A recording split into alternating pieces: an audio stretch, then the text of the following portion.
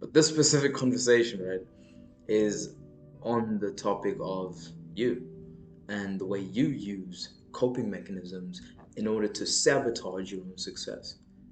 There is a necessary amount of like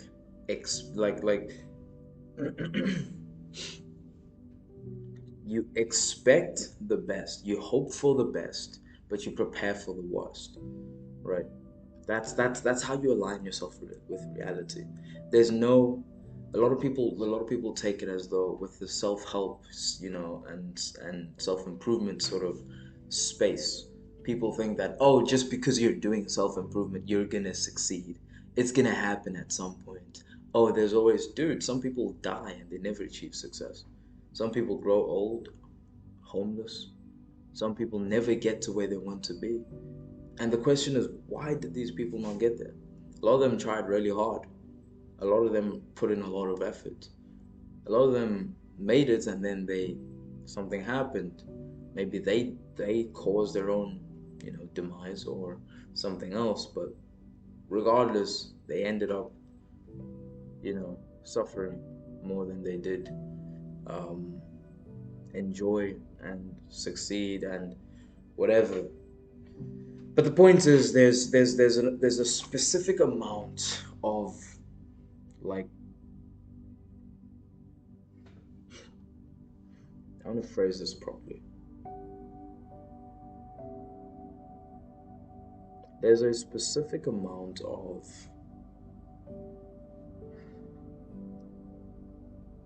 hmm, give me 1 second. Okay, so we're back, right? I had to take a moment there to think because for some reason I was just sort of clogged up thinking about other things. But I guess it was about a minute that passed to clear my head. Um, the idea is that there is an amount of rational doubt, and you could say paranoia, that you should have about failing, because failing is like the baseline. Failing, not the baseline, but just the way things go. The way things sort of lean towards. There's this quote, I forget who said it, but he said, "Things alter for the worst spontaneously, if they be not altered for the best designedly." Very interesting quote. Very interesting quote. Things alter for the worst spontaneously, if they be not altered for the best designedly. And that pretty much sums it up. You genuinely have to understand the fact that if you don't take action and design the way you want your life to be, if you don't actively alter it for the best, it'll just lean towards the side of altering for the worst, whatever that means, right? That's what happens. What happens is, what I think I said, that the people who chill at the bar, they're just like, yeah, that's what's up. People who have their drink in their hand and, like, I'm cool, I'm cool, yeah, whatever, got my drink in my hand, drinking, whatever. You're not engaging with whatever's going on. And because you're not engaged, you're not taking action. And if you're not taking action, things are going to alter for the worst spontaneously, because you're not participating. You're not, that's what happens. And that's what happens in life as well. That's what happens with growth. That's what happens with almost everything. If you don't actively take action, and it's not just taking action, because taking action is like a step in the right direction. So if you're taking action, great. Now you need to actually try your best and stop self-sabotaging. A lot of people will take action and then destroy the potential success they could have had as a result of the action they took. I was one of those people. I was one of the people who actively destroyed the potential success that I could have had as a result of the action I took, because I was scared of succeeding. I didn't understand the realm of success.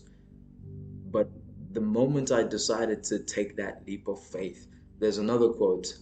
Um, he who takes the leap of faith, when he, wait, what does it say? This is subjectivity at its height. Okay.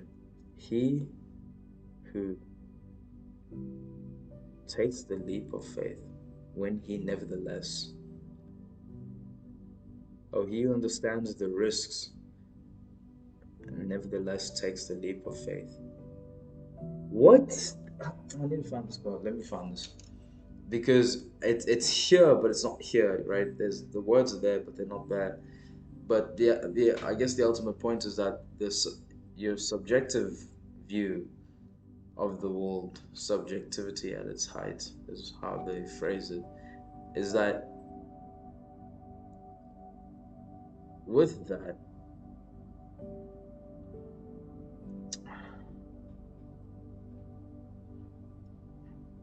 I think I need to find it first. I think I need to find it. I don't know when he and when There it is. Interesting.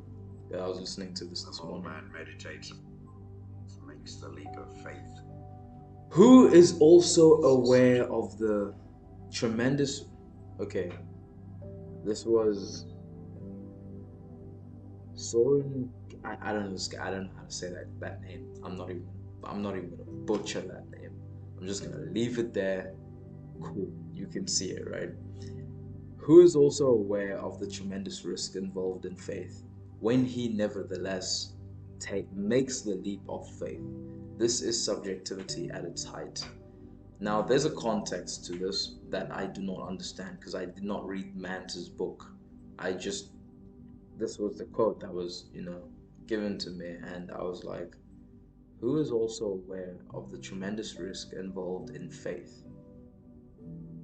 And this is the idea of stepping into the world you don't know, stepping outside of your comfort zone and into the realm of potentially succeeding.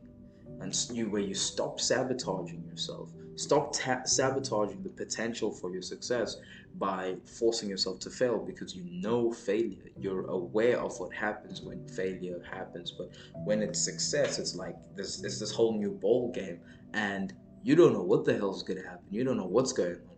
So I'm just putting my phone away. So because you don't know what's going on, you don't know what's happening, you're essentially taking that leap of faith. There's a tremendous risk involved in faith. And you have to, above all things, have that faith in yourself that you will be able to handle everything. Whatever it is that comes up, you will be able to handle it. You will have it under your control. You will, sure, this and that may happen, this springs up, that springs up, blah blah blah. But you'll be like, okay, shit, cool. And you'll manage it, you know. You have to rely on yourself and trust yourself to that degree because I don't know, there's nothing else that you can do. In order to succeed, you have to understand that there is the potential, the possibility of you failing is probably greater than the possibility of you succeeding. And then there's this necessary um, rational paranoia of failure and this rational doubt of yourself that you should have because you could be wrong. And more often than not, we find in life when we inquire, when we question ourselves, when we question the reality we have manifested, and we put this up against reality in its objective nature, the objective nature of reality shatters our subjective view of what reality was. This manifested delusion, the world we live in our heads, and because it shatters that, we are then able to see for ourselves that, yeah, the way I was doing things is not the way things actually are. And as a result of that, I need to now readjust. I need to, go back. Not, I wouldn't say go back to the drawing board, but understand that things aren't the way I thought they were. Things are, it's It's very hard to say, to be honest. It's very hard to say, but you just need to understand that there's a way in which things are, and there's everything else. And if you're not in alignment with the way in which things are, you're going to attempt to do things. Sometimes you'll succeed, but just because you succeed in turn, just because you succeed doesn't mean you're still in line with reality. I don't know if that makes sense, but the idea is that so long as you can do something and you can achieve success, similar to how we talk about the naturals in game, right? If you're a natural in game, you've achieved success to a certain degree, right? You're, I guess, naturally charismatic. You're naturally attractive. You're naturally able to get girls interested in you, and as a result, you've had relationships. Um, but just because you're a natural doesn't mean everything you're doing as a natural is the right thing to be doing. Just because you're achieving success, just because you're getting results, does not mean that this is the way in which you should go about things and continue to go about things in order to produce the best results and become the best version of yourself. Similar to the guys, the blessers, whatever you want to call them, sugar daddies, whatever you want to call them, right? Similar to the guys that basically use money in order to get girls just because they have results. Like you could have a sugar daddy who's absolutely unattractive, absolutely fat, and just because he has money, he has, I guess, more bodies than you, right? A higher body count than you. But it's primarily because he has money, but that doesn't change the fact. The statistics say he has a higher body count, right? But just because that's the case, just because he has success, doesn't mean the success that he has is the success that it's not true success, right? I think this you sort of need to make the distinction between the illusion of success and what success truly is. This is why you always need to be doubting yourself. This is why, again, you cannot be sort of entirely sure of your reality. You cannot be entirely sure of your frame unless you continue to test it. Unless you constantly test it and test it and test it. I think I made this. I don't know. There's a few videos that I'm gonna, watch myself, and then I'll decide whether or not I'm gonna post it. But there's one video where I spoke about this analogy. You have a computer, and you turn it on every day for a month, and it turns on fine, perfectly fine, everything's working, and then you leave it for 2 months. For 2 months, it just stays off, and then but because you have this month-long repetition of, oh, it works, it works, it works, it works, it works for 30 days straight. Let's make it 31 days. Holy smokes, right? 31 whole days, it works, it works, it works. And then you leave it for 2 months. You just assume it still works because it was working. There's no evidence that it just doesn't work. It was working, right? And then on the fourth month, which is after the 2 months that you left it for, right? Because it's the first month, and then it's the second and third month, which you just left it, and then it's the fourth month. The beginning of the fourth month, you try to turn it on, and it doesn't turn on. That means somewhere within the period of these 2 months, the reality that you believed in, your subjective view of the world, became wrong. But because you weren't constantly testing it with what reality actually was, you didn't know that this change had occurred. And as a result of your, I guess, your ignorance to this fact, you persisted in the idea that the reality that you had in your mind was in alignment with reality. The sort of world view, the perception, your subjective view of reality was right when in fact it became wrong. You don't know whether it became wrong on the first day of the 2 months or it became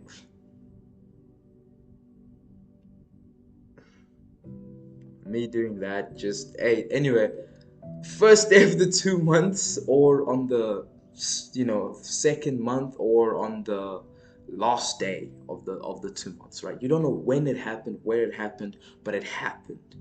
And that's the point. The point is, at some point, if you stop testing the computer to see whether or not it turns on or off, you're going to try to test it at one point, and it's just not going to turn on. And then everything's gonna fall apart. You're like, wait. And it's like, yeah, because you're the world you've decided to live in is no longer in alignment with reality. Reality states that the PC doesn't work anymore. Whether it's a computer or a laptop, it just does not work anymore.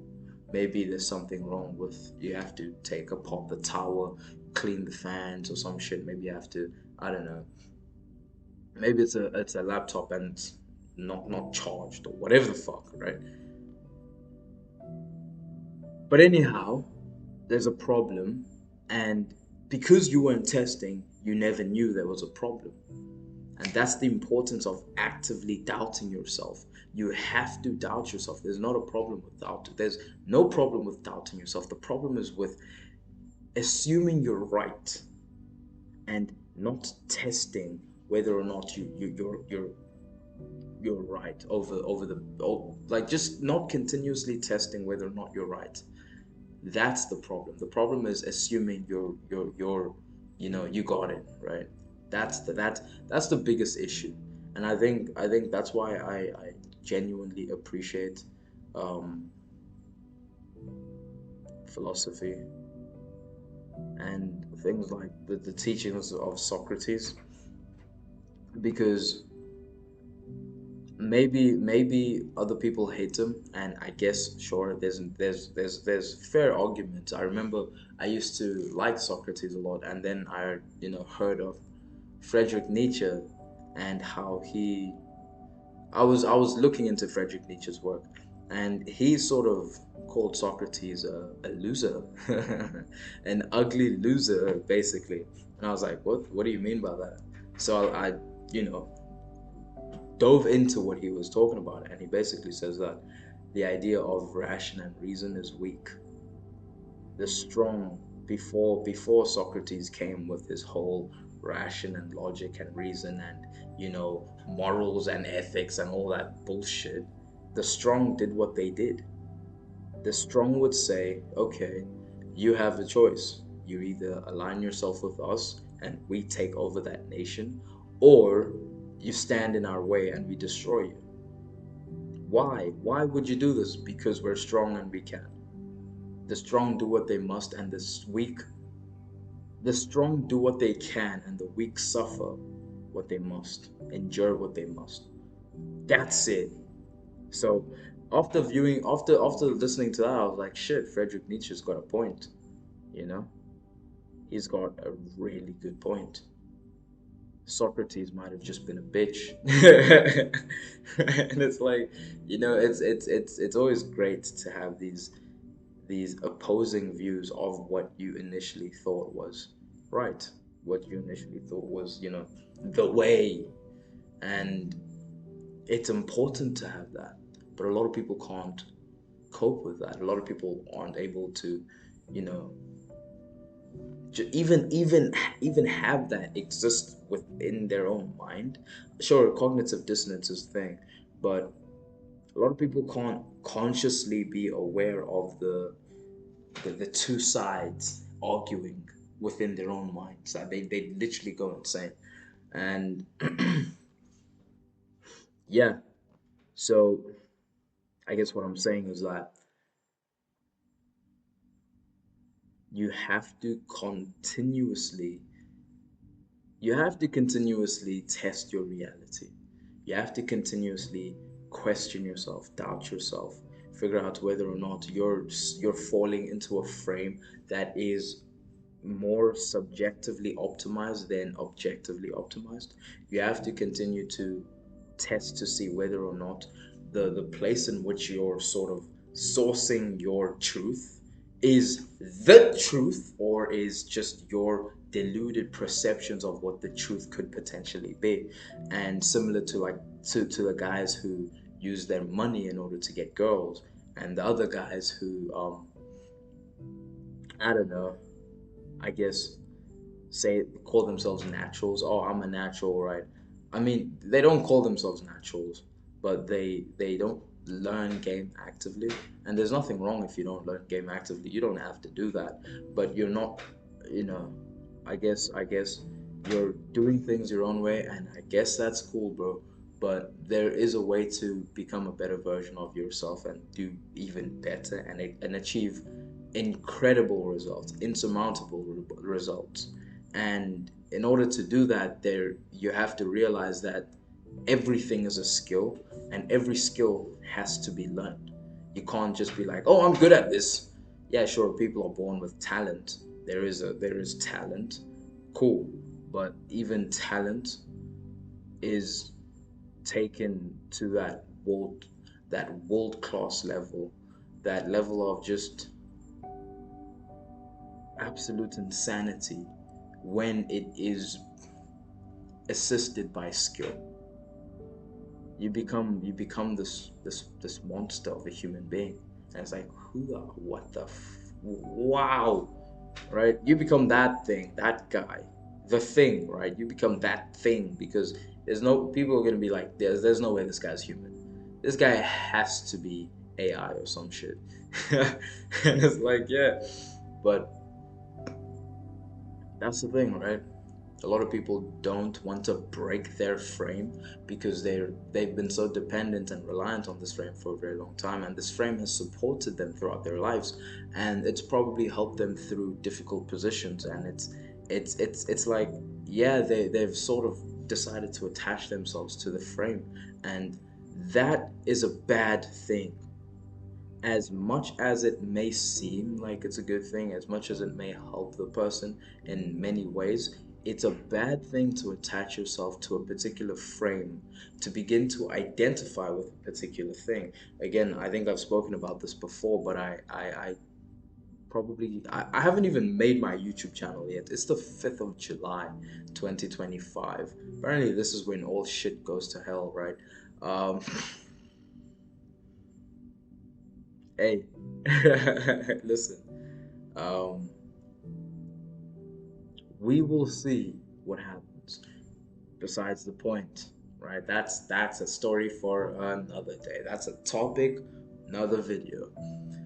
But for this one, you need to constantly test your reality. You have to. You can't just assume that because you think this is the way, it is the way. You have to actively test your reality. Take the frame posed by Aristotle when he said, um, you one cannot learn that which one thinks one already knows. You cannot teach someone that which they think they already know. Right? You can't infiltrate the mind that is barricaded by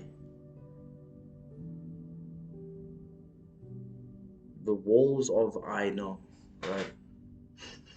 Because those walls are impenetrable. Those walls are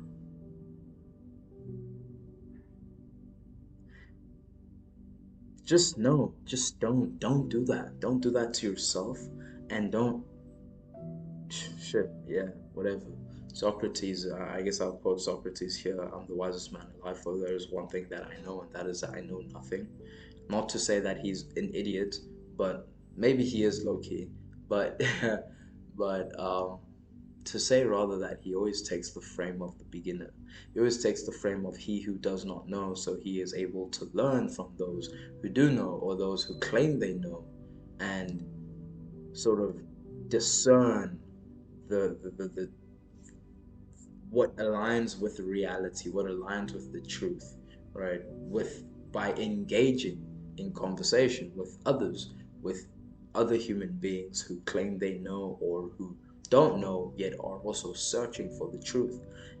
Again, to quote René Descartes, If you would be a real seeker of the truth, it is necessary that at least once in your life you doubt as far as possible all things. Not a lot of words in here, but just enough. A little bit.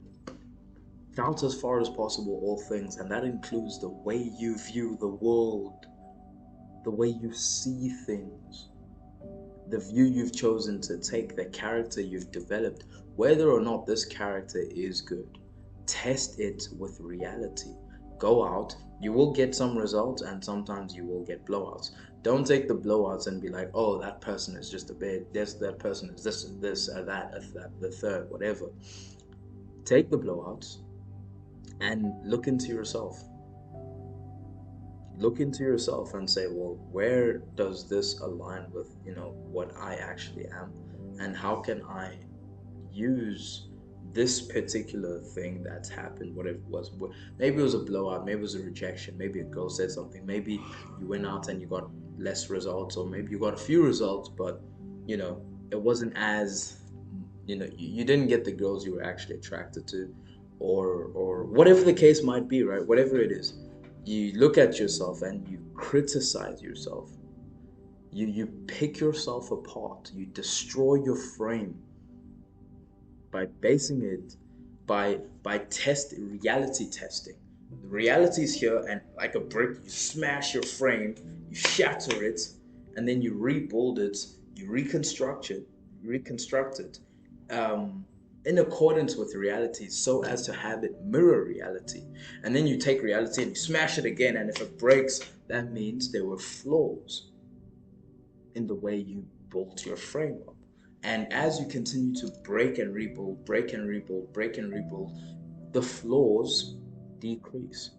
The amount of flaws within the structure, within the system decrease. And now when you hit the thing, it doesn't completely shatter. It doesn't all fall break apart, but parts of it do. And you're like, okay, so these parts that maintained, these parts that stayed strong are the truth. They are true in of themselves. So I need not change these views that I have because they are true. But the question then becomes, how do you test your, your subjective view of the world against reality? How do you know what reality actually is? That's again, that will be discussed in another video. Topic for another day. But ultimately, understand the fact that you need to doubt as far as possible all things, including yourself, regardless of whether you're receiving results or not, whether literally whether you're getting results or not.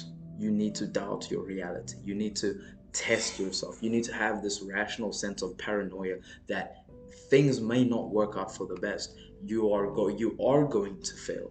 This rational paranoia that you could fail, and as a result you actively take action in order to prevent the failure from occurring. But you must also understand that you can't just take action all willy-nilly, because there's all these self-sabotaging behaviors and all these sort of barricades and walls towards success that you have. We call them the no gate barriers. You'll understand that later. And then you must also understand the fact that I've already made a shit ton of videos. So as I post them, you'll get what I'm talking about. But whatever the fuck. Um, so all these barriers that exist in your mind that actually don't exist in reality, but just because you have them in your mind, they exist within your reality, the subjective reality. That's why you need to break it apart and reality test it by shattering the subjective frame with what reality actually is. There's objective reality and subjective reality. Subjective reality is not reality itself. It's the subjective interpretation of what reality actually is. You need to constantly test it against what reality actually is, so it aligns itself with what reality actually is. Now, um, as you continue to do this, you'll find that you're going to at first have a particular frame, a particular way of seeing things, and maybe that is taking action, but you're not actually trying your best. And as you continue to test yourself with reality, you begin to try harder, you begin to try your best, you begin to try better, try more, and then ultimately try your best. And when you do that, your chances of success increase. But if you don't do that and you just say, "Oh, it's gonna work out in the end," just because I'm on the path of self-improvement and self-acceptance and self-help and blah blah blah, it's all gonna work out in the end. That's not how it works. Sometimes it works for some people. Crazy, that's amazing. Well done, that's great. But in all honesty, again, we look at the thing by Alan Watts where he says if the right things are used in the wrong way, they work in the right way for the wrong reasons, or they achieve the right results in the wrong way, or whatever. Like I hate the fact that I forgot that because it's gonna be difficult to find. It's gonna be difficult to find. There's so many Alan Watts videos, and you just have to sit through it all, and then you'll get there it is. But yeah, it's gonna be very hard to find, but I'll find it. And if the wrong things are used in the right way, they work in the wrong way for for they work in the right way for the wrong purposes. If the right things are used in the wrong way, they work in the wrong way for the right reason. I don't know what the fuck, I don't know, right? But something like that, this whole mumble jumble of words. But the ultimate point is that you have to test your reality and make sure you're actively fighting against your self-doubt. Now you doubt yourself within a particular frame. I've mentioned this before in another video. I'm just not sure if I've released it or not. If I have, you'll understand. If I haven't, I'm going to explain. There is self doubt. This is necessary. There is doubt of your reality and your frame. This is absolutely necessary. Then there is the self doubt that is, it's like you can do that, and it's scary because it's part of what destroys the frame, it's part of what damages you, and it brings about very dark times. And then there's a self-doubt that is destructive. The self-doubt that is destructive you need to refrain from, but you start, to be honest, because you don't know the boundaries, you have to push beyond the boundary in order to understand, oh, this is where I need to not be, right? This is where I need to not go. So this self-doubt, this doubting yourself, it's the kind of self-doubt that it exists because honestly, self doubt ceases to exist when you've proven yourself to yourself. Your brain wants proof, not promises. It wants you to actually show it results and not just say, "Oh, I'm the guy, I'm the king. I can do this, I can do that." No, I need to see it to believe it. That's what your brain says. So the self doubt stems from never having had seen it. Your brain will be like, "You can't pick up girls for shit, G. You are not that guy, G. You can't fight, bro, because you've never done those things. You've never practiced those skills." And even if you've been in a fight or two and you've won your fights and you're like, "Oh, I've never lost a fight in my life," you don't know how to fucking fight, G. You don't know how to fight. You can't fight. So although there's this confidence around the whole I can fight, you face up against a guy who actually practices MMA, kickboxing, simple thing. I swear, even jujitsu, people sleep on jujitsu. You come across a guy who does this shit, bro. Even an amateur, right?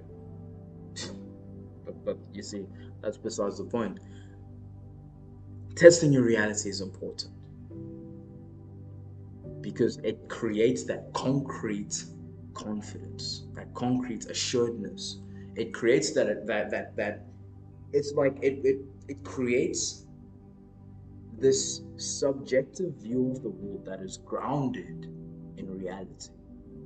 Its roots are there and they're unshakable and unbreakable because you constantly test it with what reality actually is. You constantly try the laptop every single day to make sure it works, and when it doesn't work, you're like, "Oh shit, something's wrong."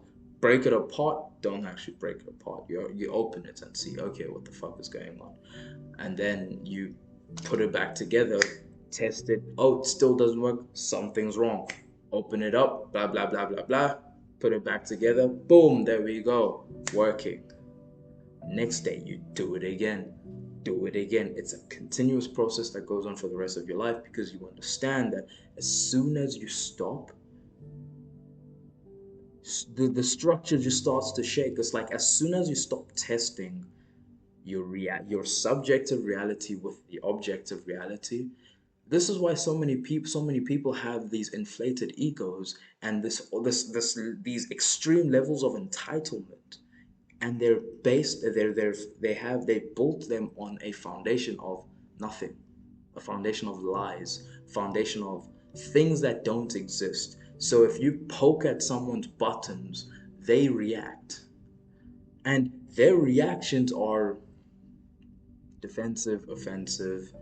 Um, it's like they're not in control of their own lives. They're not in control of their own emotions. I'm one of those people who, um, I learned how to stab people in the right places when it comes to like words, how to poke you. I said the word stab, which is kind of crazy, but I know how to poke you in the right places. And I think when it comes to stabbing, I probably would. I learned a bit of the human body when I was, yeah, going through shit. So I learned the pressure points and bah, yeah, all the arteries and shit under your fucking tricep, right there by your tricep. You're done. You're done. But anyway, um, what was I saying? Poking people's buttons. There are certain there's a shit ton of people where if I'm to engage in conversation with them, poking their buttons is that easy.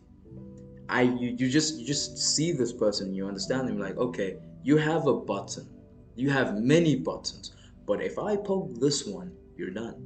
And what I mean by that is that you can get the person reacting like, oh my gosh, yeah, yeah, yeah, yeah, going crazy, like, fuming, I'm gonna kill you, fuming, absolutely fuming, going straight bonkers because you said something, and it it challenged it sent ripples in their frame, in their inflated ego, their inflated sense of entitlement. It literally sent shockwaves in this whole structure that is based off of literal nothing. There's no foundation. There's just lies upon lies built up. Guys telling, it's like when guys tell girls, there's a shit ton of guys, dude. I saw this happening live. This woman was like, she was like four hamburger rolls, and it's like, how do you get to that point where you're built like four hamburger rolls on top of each other? What the hell is going on? And then she had legs, and it's like, what the fuck, what, right? And it just doesn't make any sense. So anyway, she hops out of the taxi, and I'm just like, I'm looking, I'm like, I'm flabbergasted, right? I'm absolutely like, holy smokes, what the heck is happening right now? What am I seeing before my eyes? You cannot be serious. This is not real. So I see this, and I'm just like, what the fuck? And then what's worse, the taxi driver in the other taxi, because I'm in this one, right? Where we're gonna go. This guy is parked on this side, so he puts his head out the window and he's like, "Hey, mama, hey, yo, mama, hey, hey," trying to get her attention. She ignores him, and she just keeps walking like she got the sauce. And I'm like, I look at him, I'm like, mm,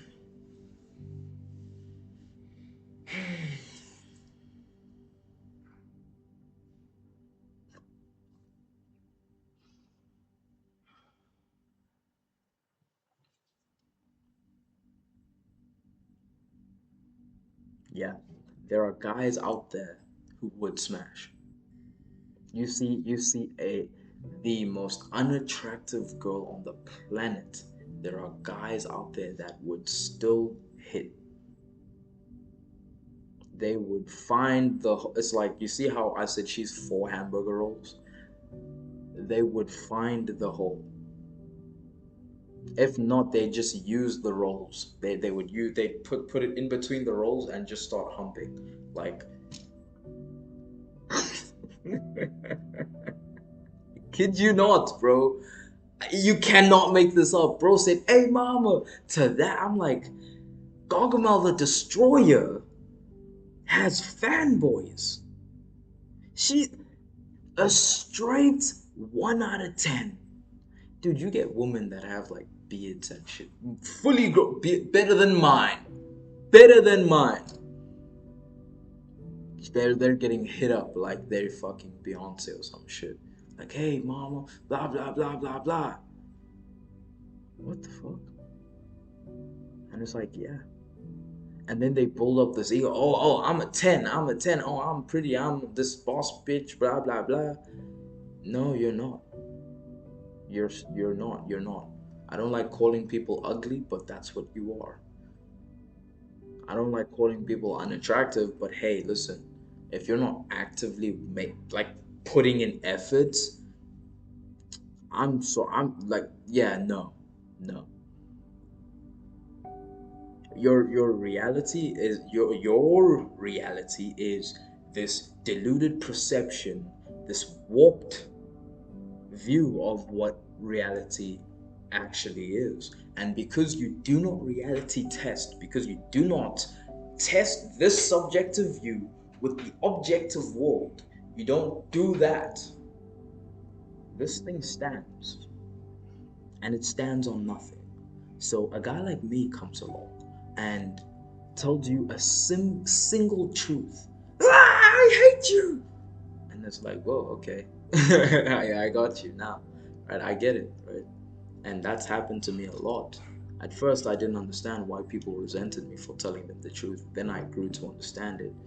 And then I didn't understand. And then another thing was like, I always understood how to sort of push people's buttons because I got picked on a lot when I was younger. So I had to know how to end battles.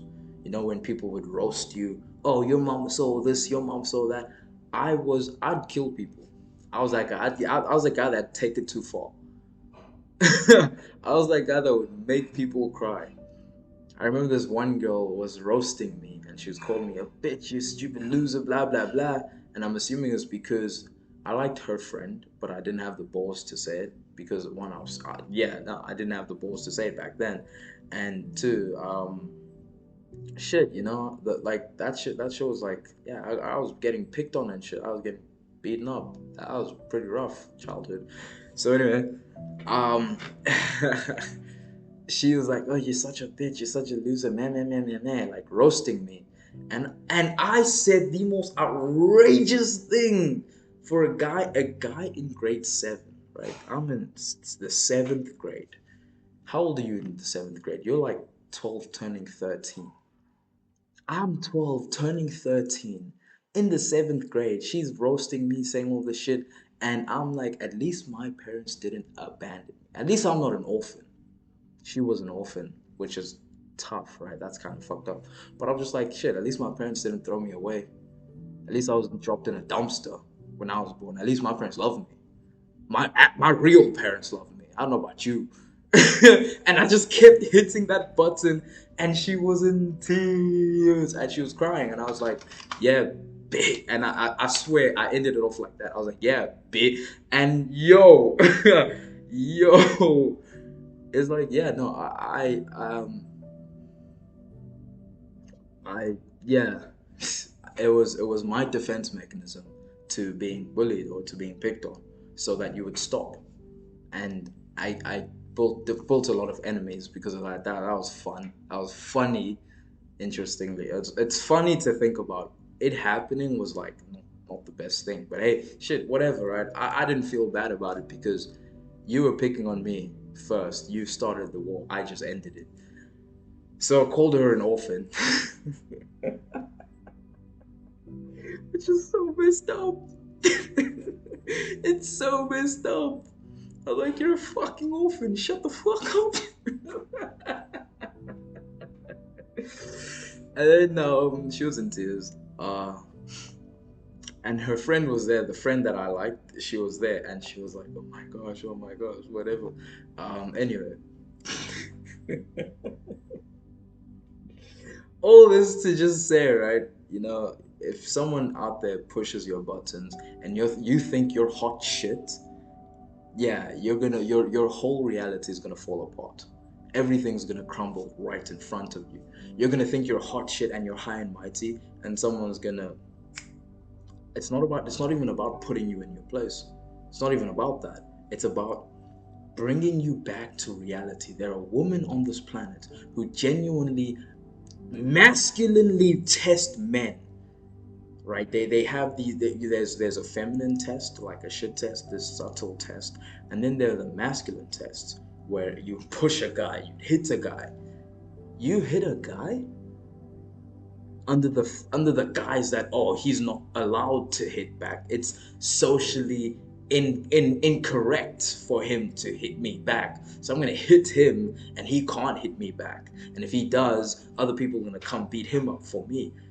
You hit a guy, like, dude, what do you think this is? This isn't a game. A guy will knock you out. A guy will kill you. Straight up, like straight like that. Straight like that. You're playing. You're not playing with fire. You're playing with what the I don't even know I don't know what you're playing with a bear. You know the whole thing. Oh, would you rather be in the jungle with a man or a bear? And they pick a bear. You pick the bear. You don't realize what you've done. You pick the bear. You poke a bear while it's asleep. Dude, what the fuck are you doing? First of all, what are you doing near a bear? Secondly, why are you poking the bear while it's asleep? You've pissed this guy. I see so many videos of guys like it happening, right? Everybody knows that one with the one Russian people where the girl slaps the guy and the guy knocks her on her ass, literally speaking, and everybody's just like, oh, and they're just like, yeah, that's what happens. That's what happens. And there are so many women that think that this is okay. They're up here, and it's like, what put you up here? There is nothing underneath. There is no structure. There is no foundation. There is nothing supporting this idea you have in your head that I'm this boss bitch. I can do anything I want.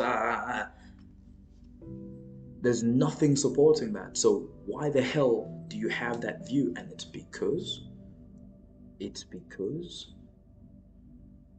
of the lack of reality testing.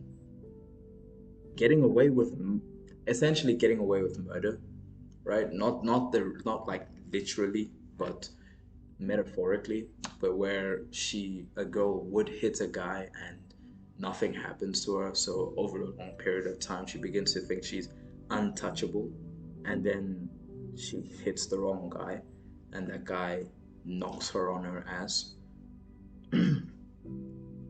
Yeah, shit like that happens.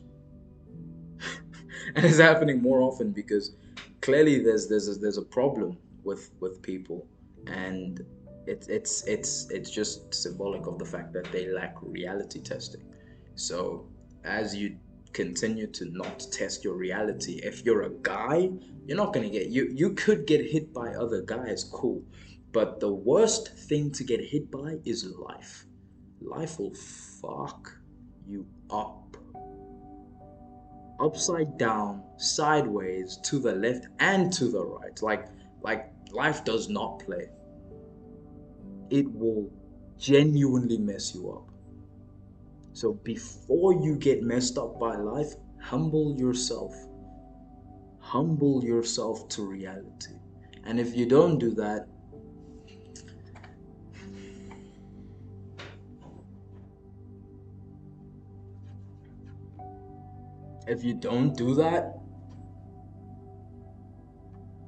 not my problem. I don't even wish you good luck. It's just like, yeah, okay, you do you, man. Shit. I guess we'll see. I guess we'll see. But anyway, I'll catch you in the next video. Hop on a live call if you want to. Instagram link is down below. Cheers.